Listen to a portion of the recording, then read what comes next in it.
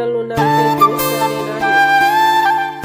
ખાસ કરીને તમે કમેન્ટ કરજો કે કેવી કાવી બનાવી.